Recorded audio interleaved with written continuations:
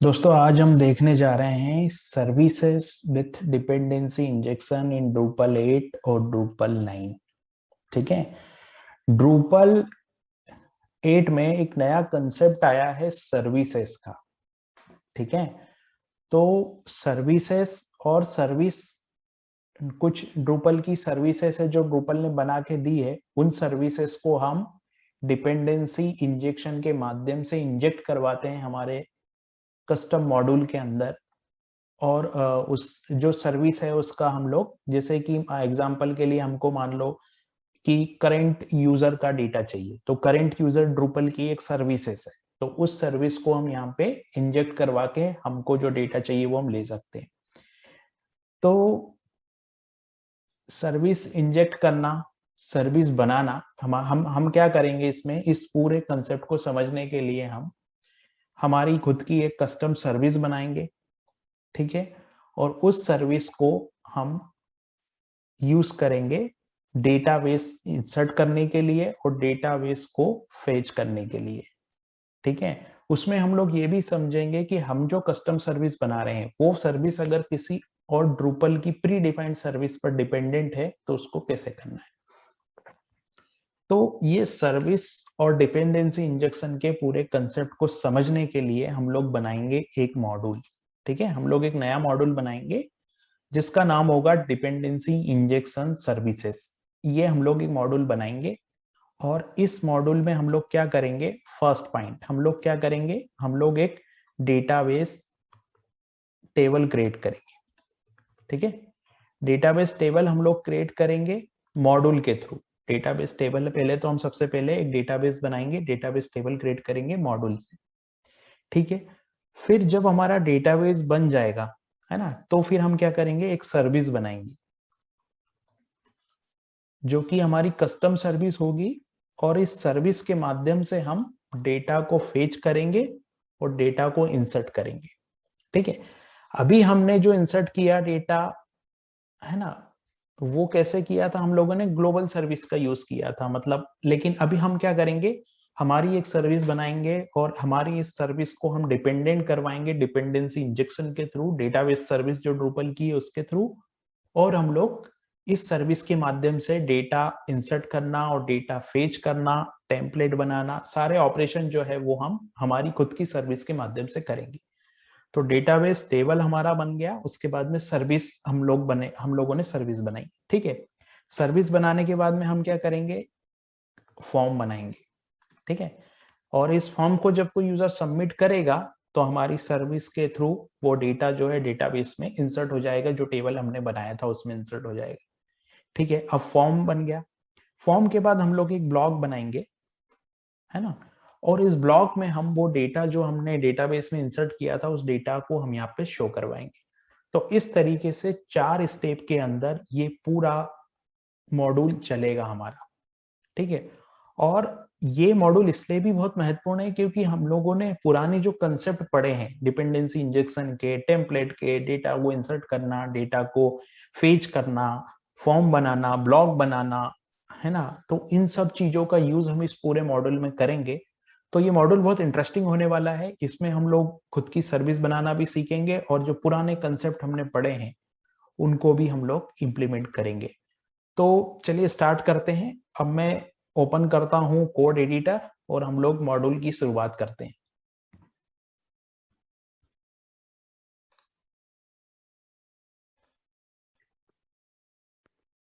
तो दोस्तों मैंने यहाँ पे कोड एडिटर ओपन किया है और यहाँ पर मैंने ये D9 जो मेरा ड्रूपल का फोल्डर है उसको भी मैंने यहाँ पे ओपन कर लिया फोल्डर को। ठीक है। अब इस मॉड्यूल फाइल के अंदर मैं क्या करता हूँ कि मॉड्यूल फोल्डर के अंदर मैं एक नया मॉड्यूल बनाऊंगा। तो मैं यहाँ पे जाके एक नया फोल्डर ऐड करता हूँ जिसका नाम होगा क्या, डिपेंडेंसी इंजेक्शन सर्विसेज। ये मैंने फोल्डर बना लिया। ठीक है। गलती से ये जो फोल्डर है वो कस्टम के अंदर बन गया है तो मेरे को यहाँ से इसको डिलीट करना पड़ेगा। तो मैंने इसको डिलीट किया यहाँ पे। ठीक है। फिर से मैंने फोल्डर क्रिएट किया तो इस बार ये मॉड्यूल फोल्डर के अंदर ही बनना चाहिए। हाँ, मॉड्यूल फोल्डर के अंदर बन गया हमारा फोल्डर। ठीक है। अब हमको क्या करना है कि हम जब मॉड्यूल बनाते हैं तो कुछ बेसिक फाइल हमको बनानी पड़ती है ना। तो मॉड्यूल फोल्डर के अंदर मैं क्या करूंगा, एक और फाइल बनाऊंगा। तो मैंने क्या किया, यहाँ पे गया और यहाँ पे मैंने info.yml फाइल बना दी। ठीक है, फिर मैंने क्या किया, एक और फाइल बनाई जिसको मैंने क्या किया, मॉड्यूल फाइल बना दी। ठीक है, फिर मैंने क्या किया, एक और फाइल बनाई जिसको मैंने इंस्टॉल फाइल बना दी। तो सबसे पहले हमको क्या करना है, डेटाबेस, हमको डेटाबेस बनाना है, मतलब डेटाबेस में टेबल बनाना है जो कि हमारे कस्टम मॉड्यूल के काम आएगा। ठीक है, तो उसके लिए हम क्या करते हैं, इंस्टॉल फाइल बनाते हैं। तो सबसे पहले मैं एक इन्फो फाइल का कोड लिखता हूँ, है ना। इन्फो फाइल में मैं जाता हूँ और इन्फो फाइल में मैं लिख देता हूँ नेम। तो मॉड्यूल का जो नेम है वो मैंने ये लिख दिया यहाँ पे, डिपेंडेंसी इंजेक्शन सर्विसेज। ठीक है, ये नेम हो गया मॉड्यूल का। नेम के बाद में मैंने लिखा टाइप, तो टाइप में हो गया मेरा मॉड्यूल। ठीक है, उसके बाद में मैंने यहाँ पे लिखा, है ना, टाइप हो गया। टाइप के बाद में मैंने लिखा डिस्क्रिप्शन। ठीक है, तो डिस्क्रिप्शन में भी मैं अभी यही लिख देता हूं जो मैंने नेम में लिखा है, सेम चीज मैं डिस्क्रिप्शन में भी लिख देता हूं। ठीक है, फिर यहाँ पर होता है, चूंकि D9 हम यूज कर रहे हैं तो हमको एक स्ट्रिंग ऐड करनी होती है, कोर वर्जन रिक्वायरमेंट, है ना, कोर वर्जन रिक्वायरमेंट। तो कोर वर्जन रिक्वायरमेंट में क्या यूज होगा हमारा यहाँ पे, कोर वर्जन रिक्वायरमेंट में मैं लिख सकता हूँ यहाँ पे कि जो 8 और 9 होता है ना, दोनों मेरे को यहाँ लिखना है। तो मैंने क्या किया, 8 और 9 दोनों को यहाँ पे लिख दिया। ठीक है, इतना हो गया। इसके बाद चलो हम लोग क्या करते हैं, एक चीज और ऐड कर देते हैं, जैसे पैकेज, है ना। तो मैंने पैकेज भी ऐड कर दिया, कस्टम, पैकेज में मैंने कस्टम कर दिया। ठीक है, तो ये बन गई हमारी इन्फो फाइल। ठीक है, इन्फो फाइल के बाद में आती है मेरी दूसरी फाइल जो होती है इंस्टॉल फाइल। तो इंस्टॉल फाइल हमने पढ़ा था, इंस्टॉल फाइल क्या काम करती है, इंस्टॉल फाइल का काम होता है कि जब भी कोई मॉड्यूल इंस्टॉल होता है उस समय वो फाइल रन होती है। तो हमको क्या करना है कि जब भी कोई हमारे इस मॉड्यूल को जब भी कोई इंस्टॉल करेगा उस समय डेटाबेस में टेबल क्रिएट हो जाए। ठीक है, तो मैं क्या इंप्लीमेंट करूंगा यहाँ पे, इन्फो फाइल में मैं हुक अंडरस्कोर स्कीमा इंप्लीमेंट करता हूँ। ये क्यों करता हूं मैं, क्योंकि जब भी कोई हमारा मॉड्यूल इंस्टॉल होगा उसी समय क्या होगा कि डेटाबेस में टेबल बन जाएगा। तो मैंने लिखा फंक्शन। ठीक है, फंक्शन में गया मैं और फंक्शन में जाके मैंने यहाँ पे जो मॉड्यूल का नाम था, है ना, उसको मैंने यहाँ से कॉपी कर लिया और यहाँ पे हुक को मैंने रिप्लेस कर दिया मॉड्यूल नेम से, है ना, अंडरस्कोर स्कीमा, और ये फंक्शन मेरा बन गया यहाँ पे।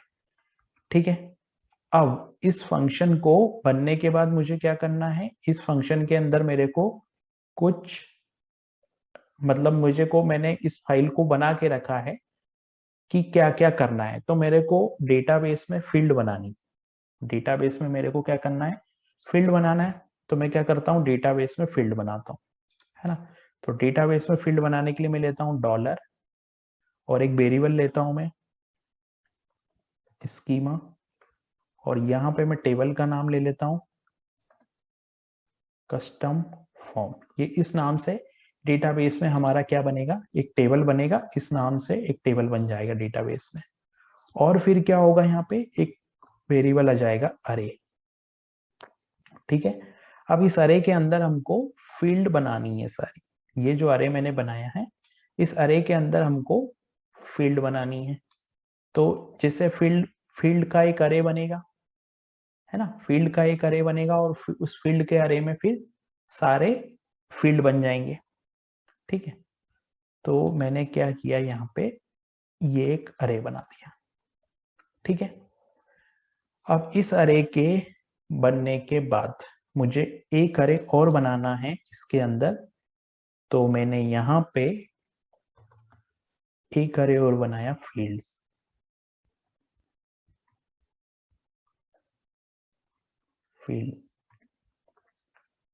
ठीक है, और फील्ड्स को भी मैंने क्या नाम दिया, फील्ड्स भी क्या होगा, मेरा एक अरे होगा, तो फील्ड्स का भी एक अरे हो गया मेरा। ठीक है, हाँ, अब यहाँ पर फील्ड्स का भी अरे हो गया, और जो मेन अरे हमने डिफाइन किया था वो भी हो गया। ठीक है, अब क्या करना है हमको, कि अब हमको जो फील्ड है वो बनानी है। तो फील्ड बनाने के लिए मैंने को क्या करना है, फील्ड बनाने के लिए मेरे पास ऑप्शन है, मतलब मेरे को क्या क्या फील्ड रखनी है। तो मेरे पास फील्ड रखनी है, तो मेरे पास फील्ड का पूरा फॉर्मेट तैयार है। मैं क्या करता हूँ, उस फॉर्मेट को लेके यहाँ पे बना देता हूँ। तो मैंने एक फील्ड बना दी। ठीक है, ये फील्ड क्या हो गई, आईडी की फील्ड हो गई यहाँ पे, है ना। यहाँ पे क्या हो गया, आईडी हो गया, और आईडी जो है वो, है ना, यहाँ पे एक आईडी हो गया। ठीक है, तो ये वाला अरे फील्ड का हो गया। फील्ड के अरे के बाद एक दूसरा अरे मुझे चाहिए होता है, जो कि मैंने इसके लिए मेल, मेल के लिए तो मैंने एक फील्ड और बनाया, जो कि मैंने मेल के लिए बना दिया। मेल के बाद में तीसरा जो चाहिए है मेरे को, नेम के लिए फील्ड चाहिए, तो मैंने एक फील्ड और बनाया जिसको मैंने नेम नाम दे दिया। ये सब एक अरे के फॉर्मेट में मैं देता जा रहा हूँ चीजें। और फिर मैंने एक फील्ड और बनाया जिसमें कि टाइम स्ट्रीम आएगा, कब क्रिएट हुआ।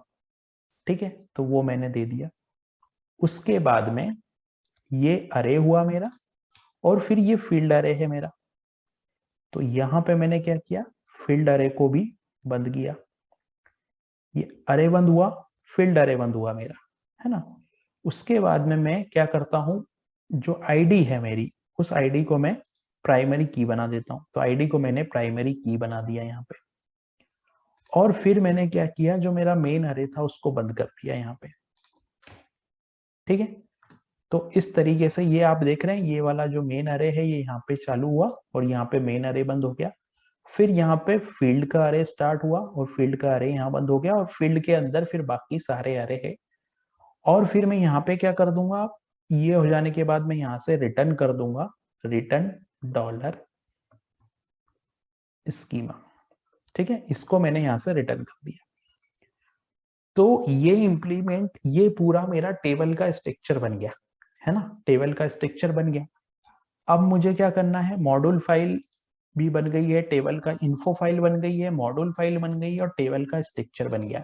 तो अब हम लोग क्या करते हैं कि इस मॉड्यूल को हम लोग इंस्टॉल करते हैं। तो मैं चलता हूं अपने ड्रूपल सिस्टम के अंदर, यहाँ पे मैं जाता हूँ, है ना, एक्सटेंड में मैं जाता हूँ, और ये जो मॉड्यूल है मेरा, यहाँ पर ये मॉड्यूल दिखाई देगा, है ना। ये है यहाँ पे डिपेंडेंसी इंजेक्शन। तो इसको मैंने चेक बॉक्स को चेक किया, और चेक के बाद यहाँ पे इंस्टॉल बटन पे क्लिक किया। होना क्या चाहिए कि ये जैसे ही मॉड्यूल इंस्टॉल होगा, हमारे डेटाबेस में कस्टम फॉर्म नाम का एक टेबल बन जाना चाहिए। ठीक है, तो ये मॉड्यूल हमारा इंस्टॉल हो गया। अब मैं जाता हूँ डेटाबेस में, तो ये डेटाबेस मैंने ओपन करके रखा है। अब मैं एक बार पेज को रिफ्रेश करता हूँ, है ना, और फिर मैं देखता हूँ कि मॉड्यूल बना या नहीं। तो ये देखिए, अब कस्टम फॉर्म बन गया। इसका स्ट्रक्चर हम देख लेते हैं। इसके स्ट्रक्चर में हमने आईडी, मेल, नेम और क्रिएटेड 4 फील्ड बनाई है।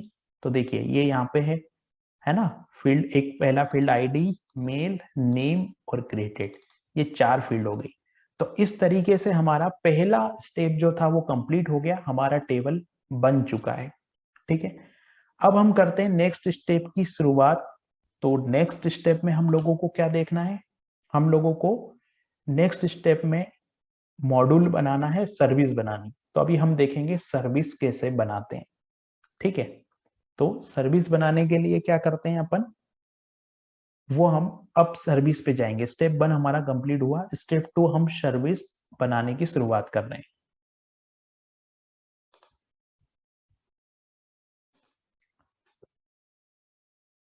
तो दोस्तों अब हम बनाते हैं service.yml फाइल। ठीक है, तो मैं क्या करता हूं, यहाँ पे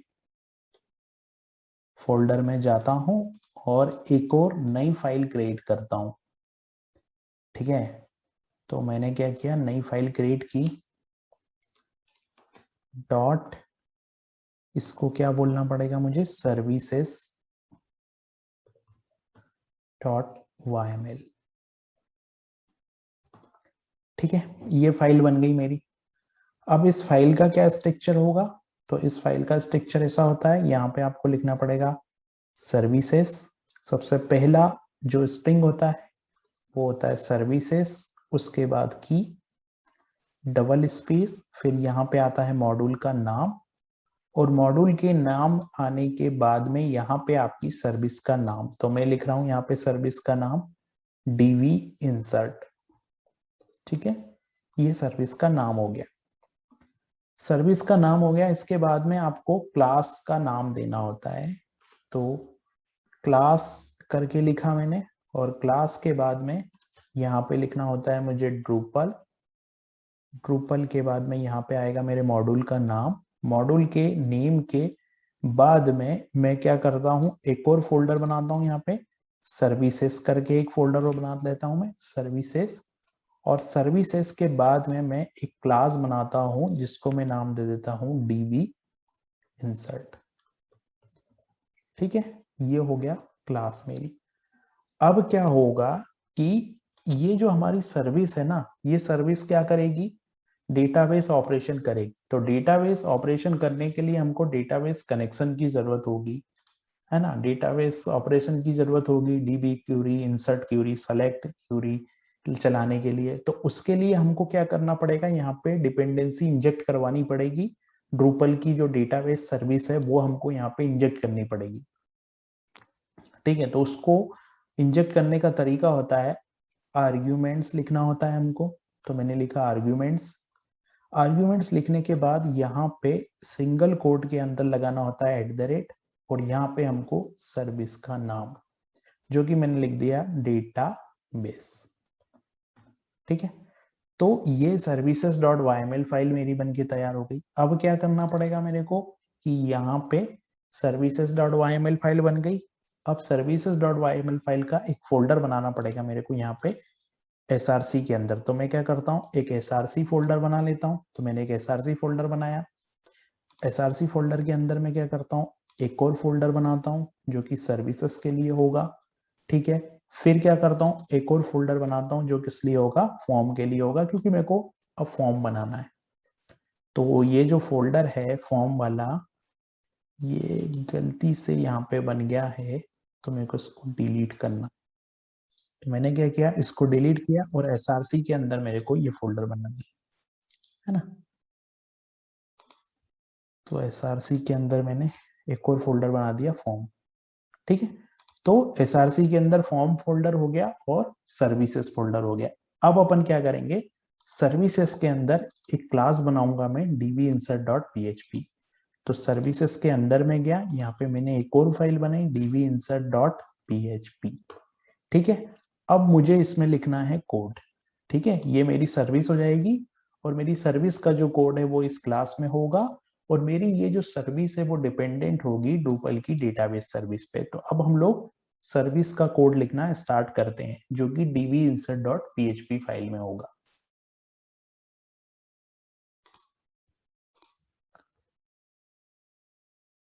तो दोस्तों यहाँ पे मैं लगा देता हूँ PHP, क्योंकि ये PHP की फाइल है, ये मैंने लगाई। फिर यहाँ पे मेरे को क्या करना पड़ेगा, नेम स्पेस, नेम स्पेस में होगा ड्रूपल।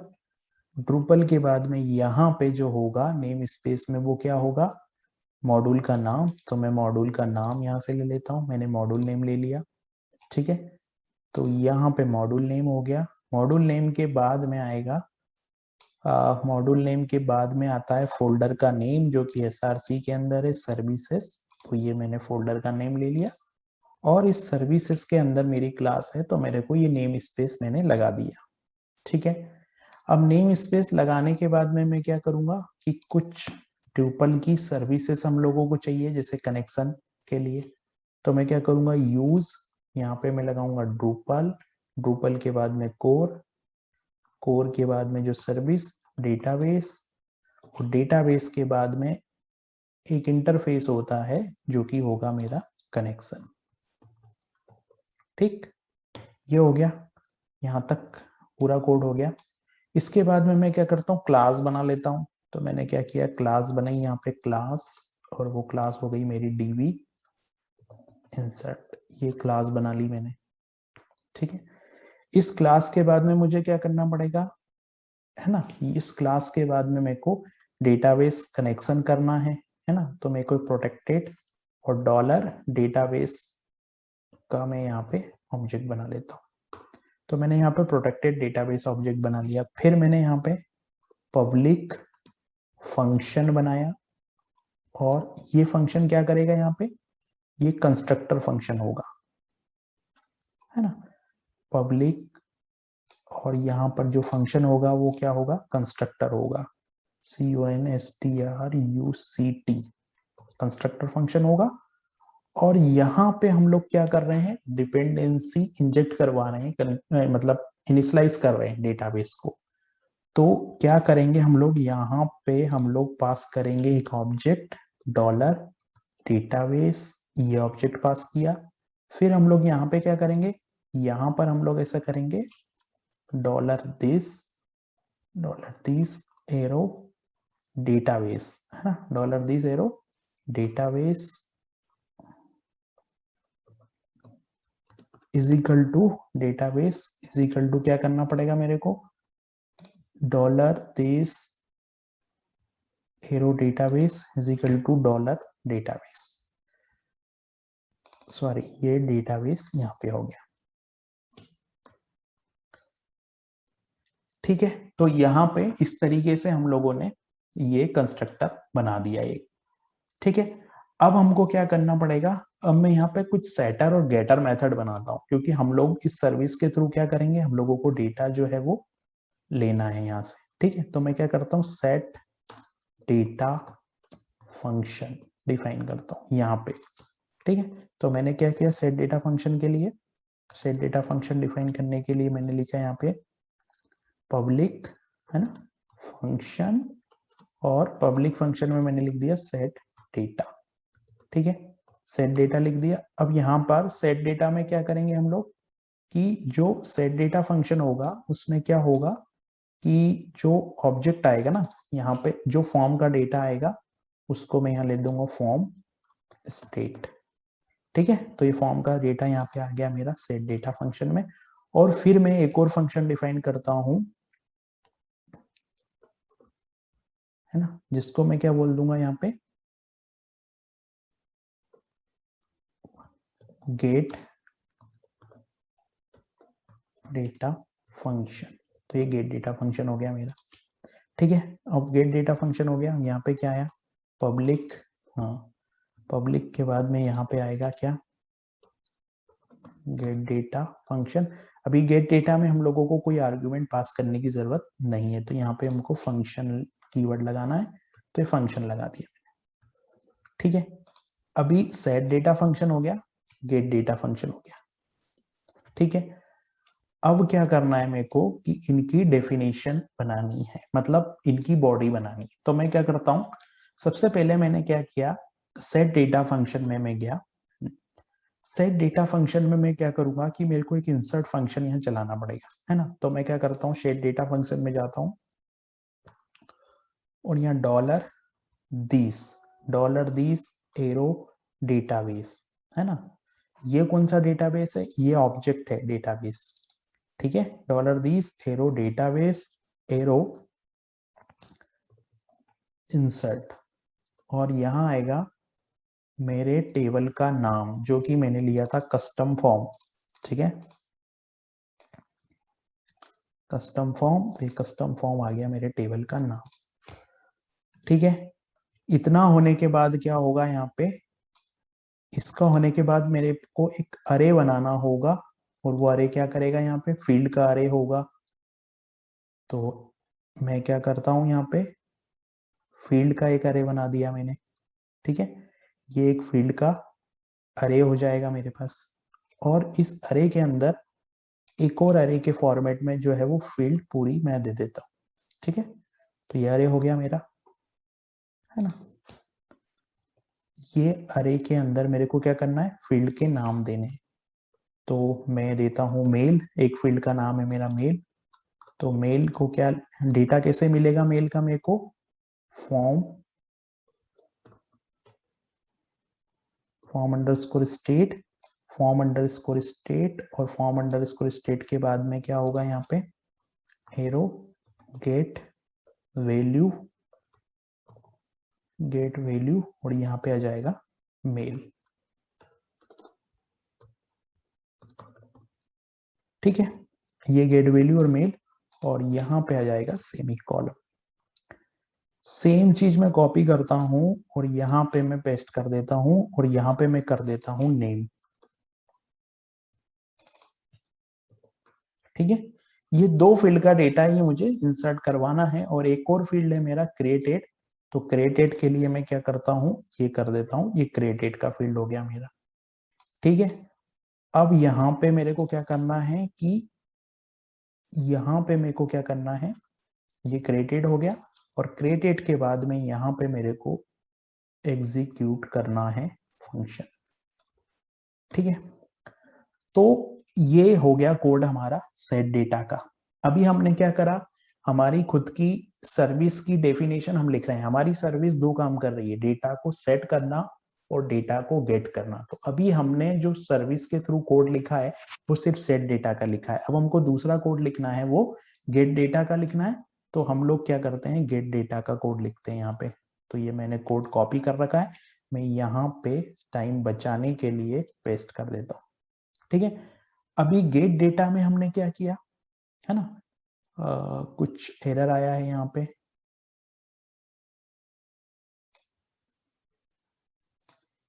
और ये एरर एक्स्ट्रा ये लग गया इसलिए एरर आ रहा है। ठीक है, तो क्या हुआ कि मैंने यहाँ पे गेट डेटा का फंक्शन लिख दिया। तो अभी हमारी जो सर्विस है ना, हम जो कस्टम सर्विस बना रहे हैं वो दो काम कर रही है, डेटा को सेट करना और डेटा को गेट करना। तो इसके लिए हमने सेटर मेथड बना दिया और गेटर मेथड बना दिया, और डिपेंडेंसी को कनेक्ट करने के लिए हम लोगों ने कनेक्शन बना लिया, डेटाबेस से कनेक्शन करने के लिए हमने कंस्ट्रक्टर बना लिया जो कि हमारी सर्विस को कनेक्ट कर रहा है। ठीक है, अब हम बनाएंगे फॉर्म। अब हम बनाएंगे फॉर्म, और फॉर्म से डेटा लेके हम डेटा को इंसर्ट करेंगे।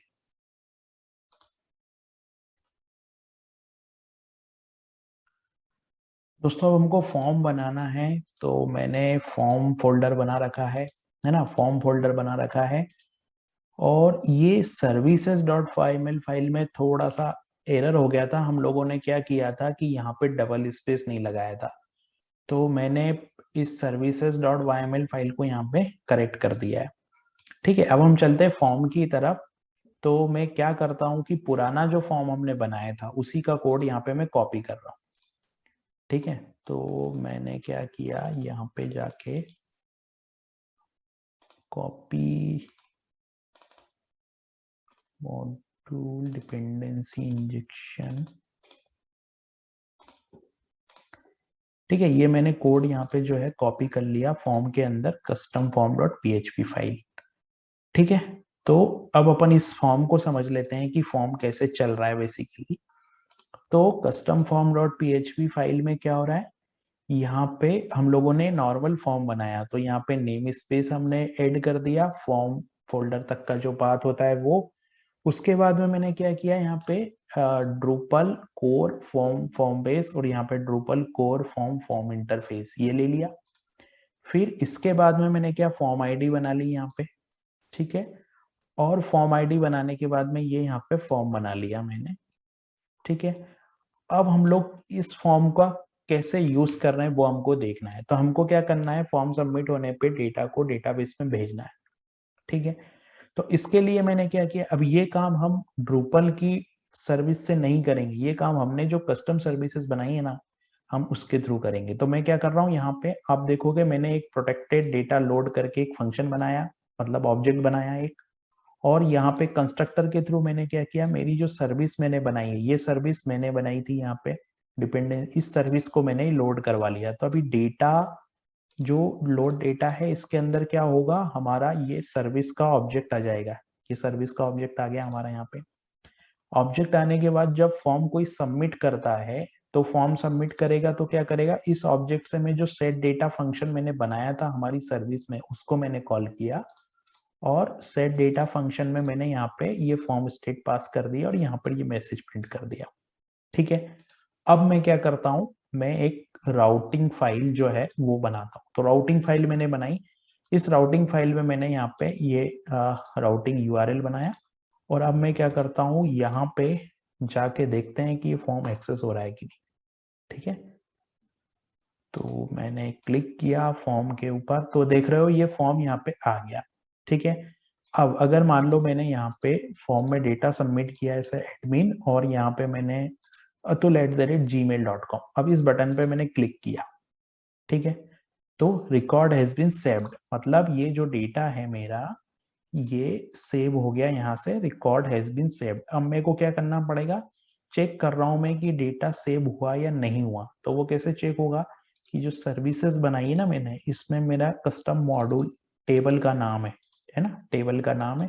इस टेबल में जाऊंगा मैं और यहाँ पे चेक करूंगा कि इस टेबल में कुछ डेटा आया कि नहीं। तो टेबल में ये डेटा आ गया एडमिन और ये डेटा यहाँ पे आ गया।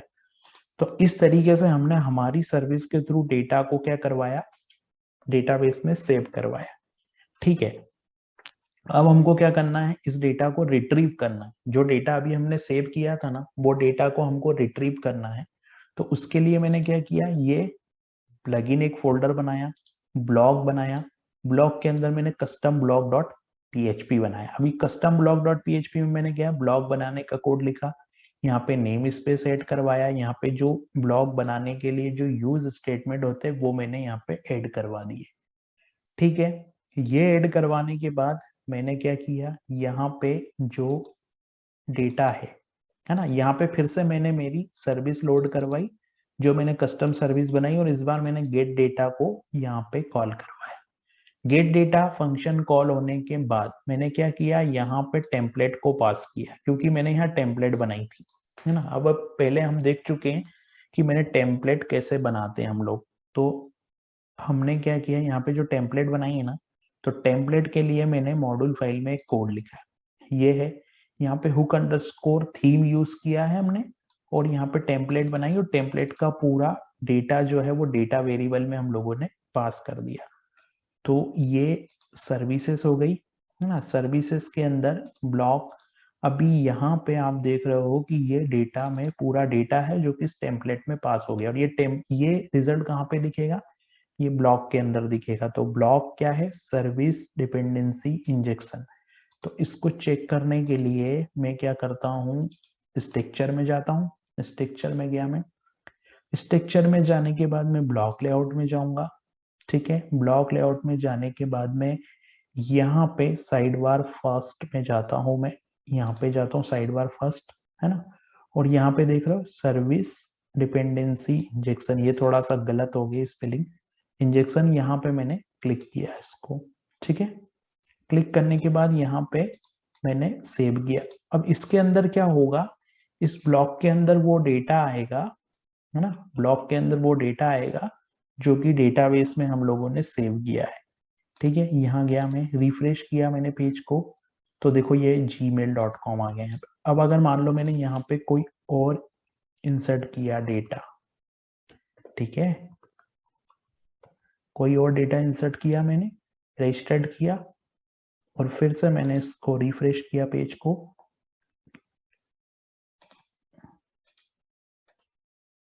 अभी डेटा हमारे को क्या करना पड़ेगा, एक बार कैशे क्लियर करना पड़ेगा। तो मैं जाता हूँ परफॉर्मेंस में, जाके मैंने इसको क्लीन किया और अब अपन देखते हैं कि हमारा डेटा आ भी रहा है या नहीं, क्योंकि कैशे क्लियर हो चुका है। तो देख रहे हो अब ये 2 रिकॉर्ड यहाँ पे आ रहे हैं। तो इस तरीके से हम सर्विस बनाते हैं और सर्विस बनाने के बाद में उस डेटा को हम लोगों ने इंसर्ट किया और यहाँ पे डेटा को फेच किया। एक बार हम पूरा जो मॉड्यूल है हमारा उसका पूरा रिव्यू देखते हैं कि किस तरीके से चल रहा है पूरा मॉड्यूल। ठीक है, हमने डिपेंडेंसी इंजेक्शन सर्विसेज नाम से मॉड्यूल बनाया। इस मॉड्यूल के अंदर मैंने एक इंसर्ट फाइल बनाई, ये इंसर्ट फाइल है जिसमें कि पूरा डेटा मेरा डेटाबेस का टेबल स्ट्रक्चर पूरा है यहाँ पे। ठीक है, फिर हम लोगों ने एक services.yml फाइल बनाई, ये हमने एक कस्टम सर्विस बनाई। इस सर्विस के अंदर हमने डेटाबेस की जो ड्रूपल की सर्विस है डेटाबेस उसको इंजेक्ट करवाया। ठीक है, फिर हम लोगों ने एक फॉर्म बनाया, उस फॉर्म में हमने उस फॉर्म के सबमिट पे, है ना, फॉर्म के सबमिट पे हमने हमारी सर्विस से डेटा को सेट करवाया। ठीक है, फिर हम लोगों ने एक ब्लॉग बनाया और उस ब्लॉग पे हम लोगों ने क्या किया, हमारी सर्विस से उस ब्लॉग पे डेटा को रेंडर करवाया। तो इस तरीके से हम लोग डिपेंडेंसी इंजेक्शन विद सर्विसेज का यूज कर सकते हैं। Thank you.